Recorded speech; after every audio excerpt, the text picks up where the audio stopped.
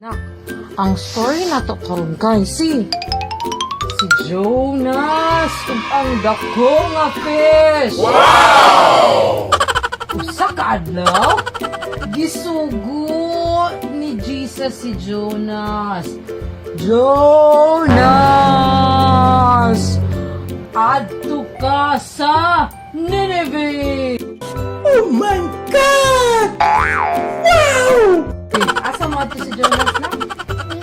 Sa Nineveh mo adto si Jonas! No.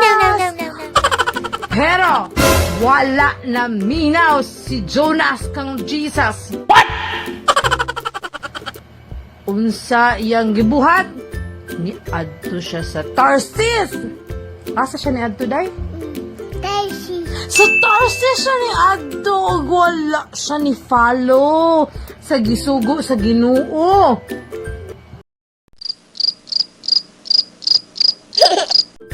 Nisakay siya sa barko nga dako kayo nga barko. Pagsakay niya day, nag-ulan, nagdalugdog, nagkilat. Tug. Nayabo, hapit na mayabo ang barko. Huh? Wala man siya ni follow kang Jesus. Gahi man siya ulo. Oh my God! Ana tong kapitan sa barko. Kinsa may naisala sa Ginoo. Hala si Jonas ay anak. Gilabay nila si Jonah sa dagat. Psst! Gilabay si Jonah sa dagat.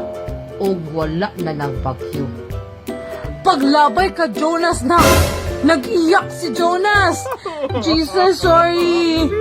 Jesus, sorry. Tabangi ko. Jesus. Oh, naminaw si Jesus kang Jonas. Gitokkob siya sa dako kayo nga fish. Pagkaon siya sa dako nga fish. Pagkaon sa dako nga fish, day. Sa tiyan sa fish, nag-iyak siya.